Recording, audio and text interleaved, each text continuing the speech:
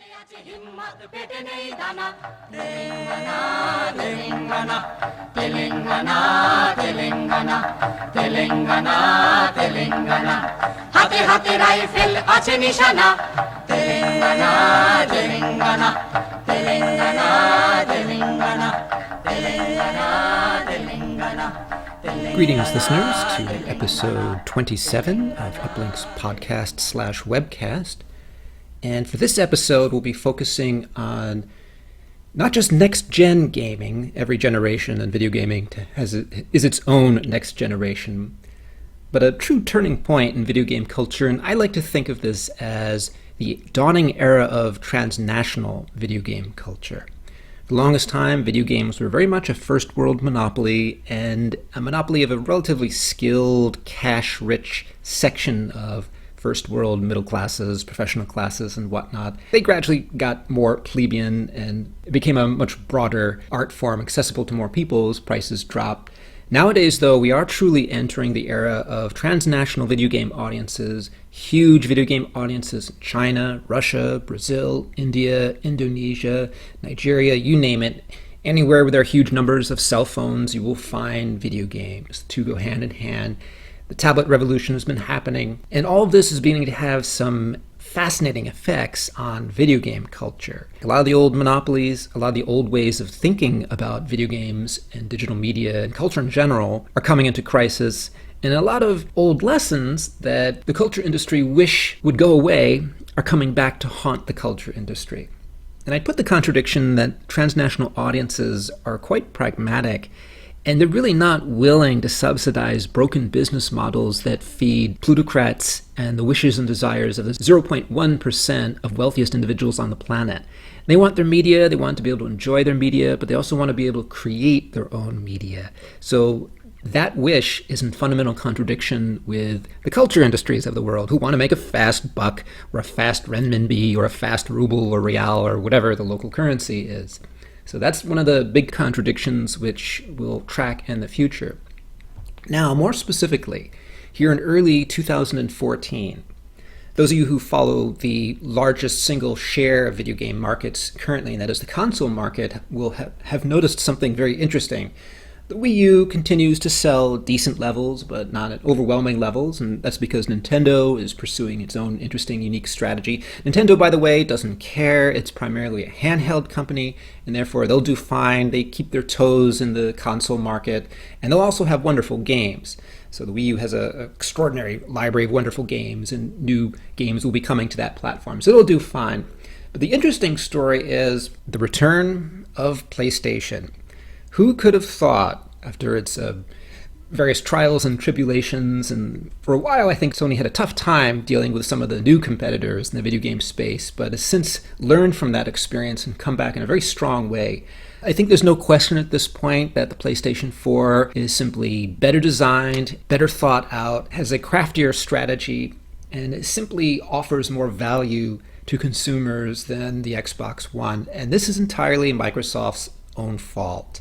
They simply weren't thinking about consumers. They had some other strategy, which I'm not sure I fully understand. And I'm a media scholar, and if I don't understand what your media strategy is, you're doing it wrong. PS4, on the other hand, puts games at the center of the experience and said, okay, here are your games. Here are the best tools we have. Have at it. We'll try to get out of the way of the creators, and we'll try to respect fans and whatnot and set up our business models in a fair way so consumers can enjoy something and we'll get something back. So specifically, the things that Sony got right with the PlayStation 4. First of all, they hired Mark Cherney to oversee the design, to make sure that basic things like time to triangle are absolutely kept to a minimum, and that developers don't need to sweat blood to adopt new systems and tools. The other very smart thing they did from the very beginning, they listened to the indie developers. They had to swallow their pride and say, okay, we have all this great technology, but what do you want to see in the next generation? The developers told them in no uncertain terms that please stop acting like an oligopoly and we can talk. And Sony said, okay, our bad, we'll fix that. And they did. To their credit, they did the right thing. The third thing they did, which was very smart and actually a very subtle thing, is that they backed away from the all-in-one box idea. And that That is part of the whole notion of the PS3 at the beginning, was that, okay, this will play Blu-ray as well as these other things. And the expectation was that Blu-ray would basically replace DVDs. And of course, what happened was the internet revolution. We're getting more and more of our content in online forums. And so the whole notion of recorded media that you buy, it'll always be there, it'll always be important, but they're not going to be the money spinner, and they're not going to be the oligopoly that DVDs were for a certain time. PlayStation as a division, and I think the other thing people should really remember about Sony took a real risk by rethinking its media strategy and doing something edgy at the corporate level. And that was in 2012, they hired Kaz Hirai to run the entire company.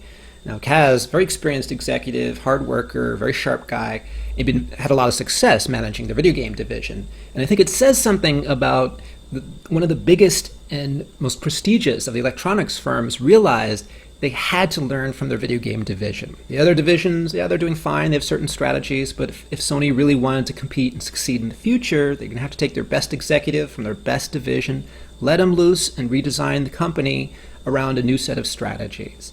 And I think that will actually pay off for Sony in the future. I think other companies should look very carefully at what Kaz is doing. He has a lot of the right strategies there.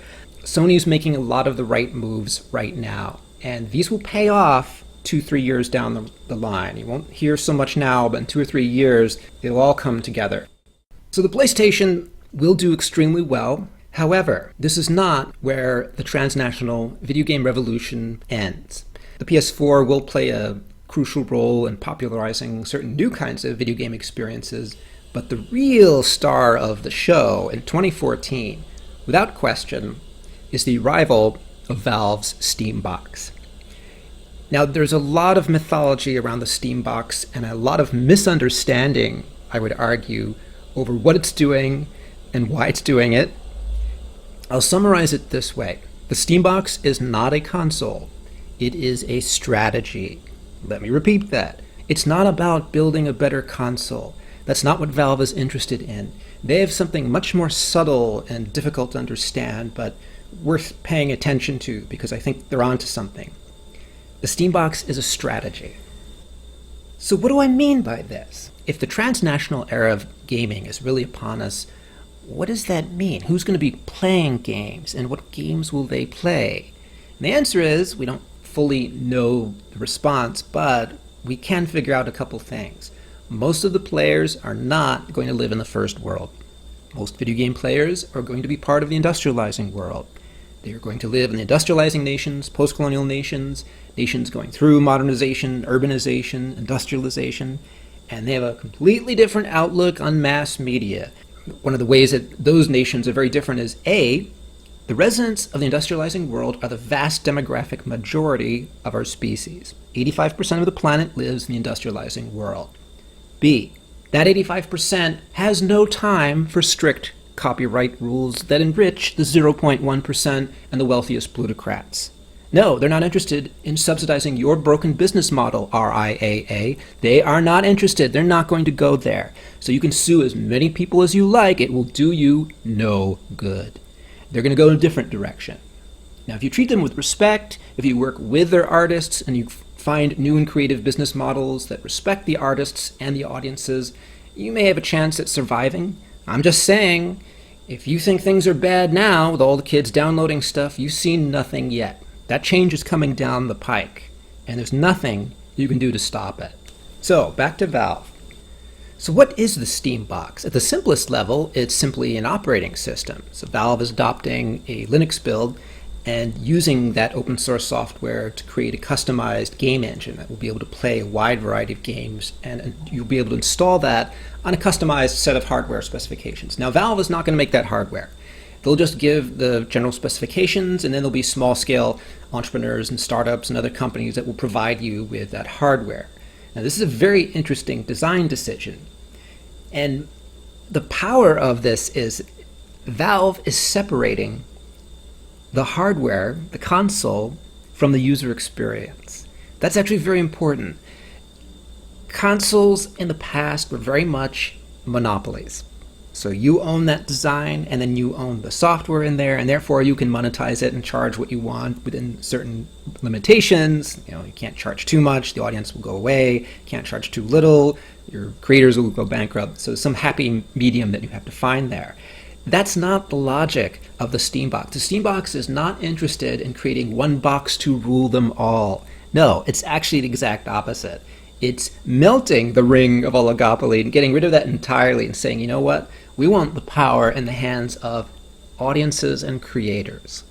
They're actually going to be the ones who are going to own this operating system in the same way that it's the collective users that own the various iterations of the Linux and Android and all the iterations of open source software. It's ultimately the users, and there's some commercial side to that, but the more important story is the non-commercial side, or the power of the digital commons. Large numbers of people working together without a direct financial stake, without direct financial interest, in order to solve some kind of problem, to provide some kind of infrastructure, to cooperate in some positive, productive way. Now, this is an amazing strategy and particularly far-reaching because Valve is one of those interesting companies that has always understood the power of an empowered audience. And I think this comes from their own experience, and this is actually deep in their company DNA because they were founded by folks from Microsoft, and they understood the old way of doing things, but then they realized, the world's changing, and let's design a game and see what happens. And Gabe Newell, the head of Valve, is very eloquent about this, and just Google Gabe Newell on Google or YouTube or other social sites, and he's spoken to this issue about how Valve evolved its processes and realized that they had to listen to audiences and provide services that the audience wanted, as opposed to creating stuff and saying, well, here it is, take it or leave it.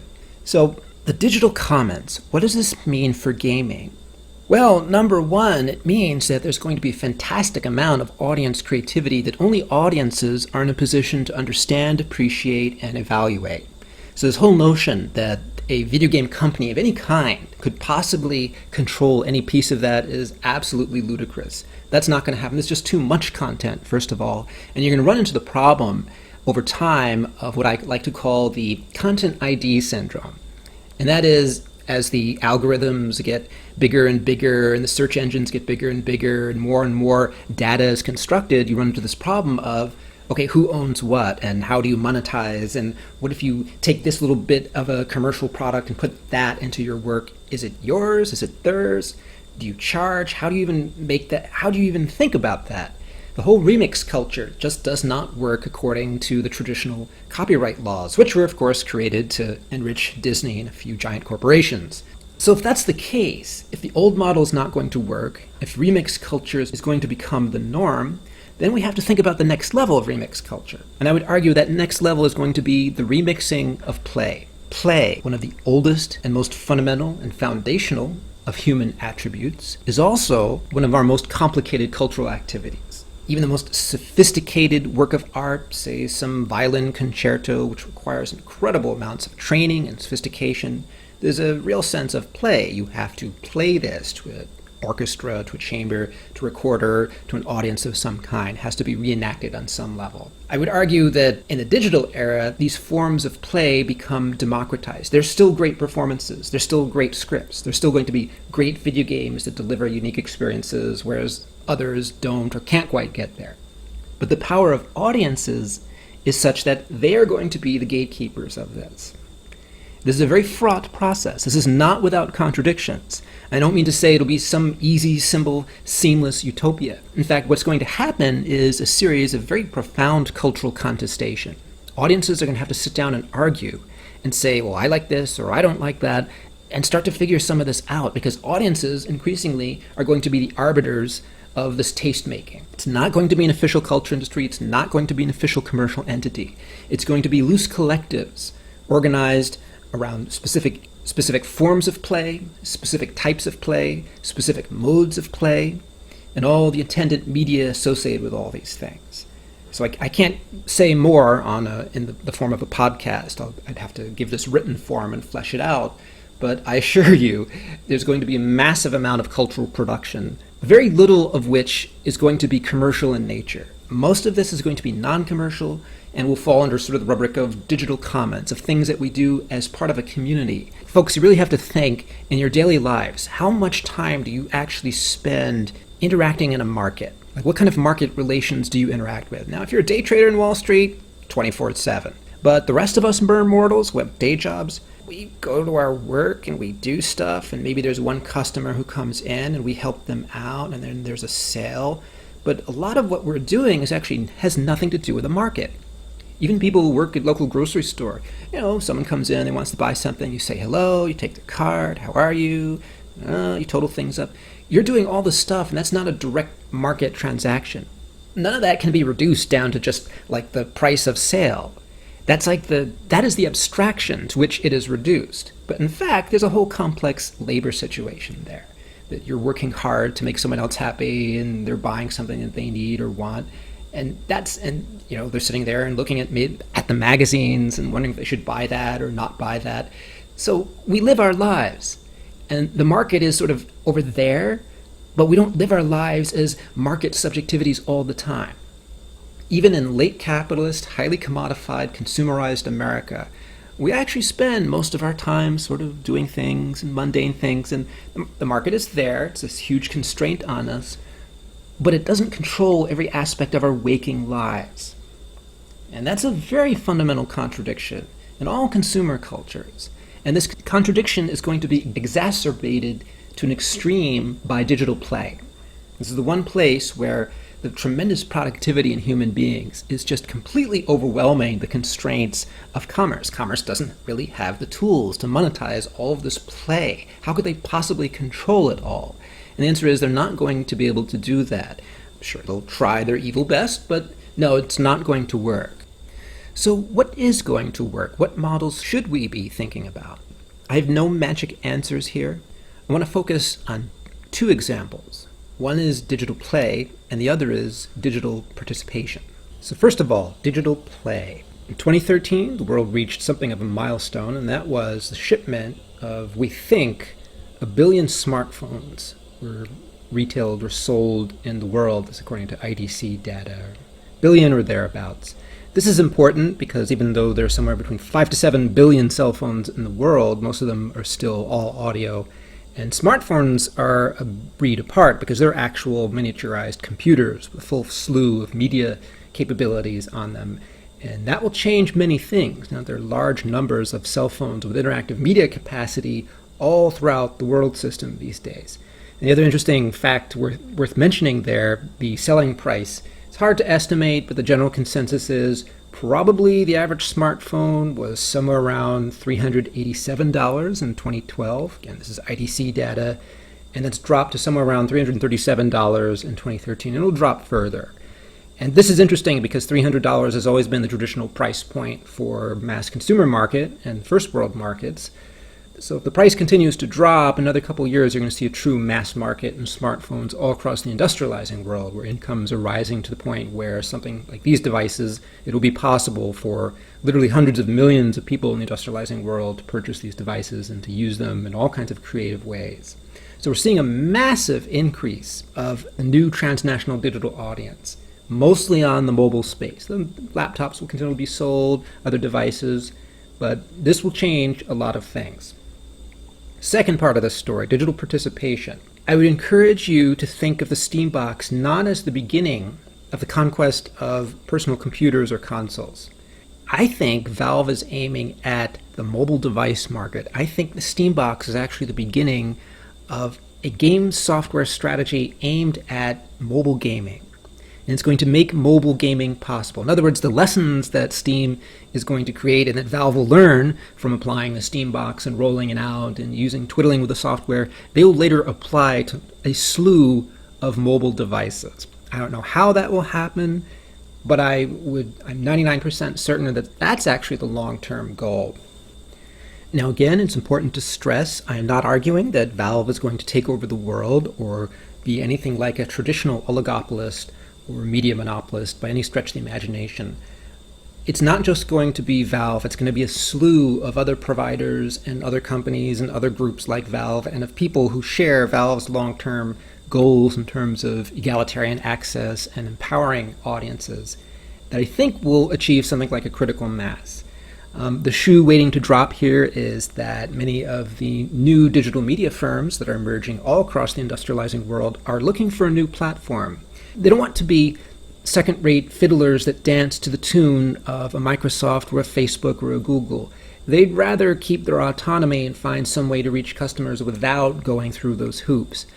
And I think Steambox is the beginning of that process, for video games specifically, and will make many, many interesting things possible. So I'm very hopeful about this.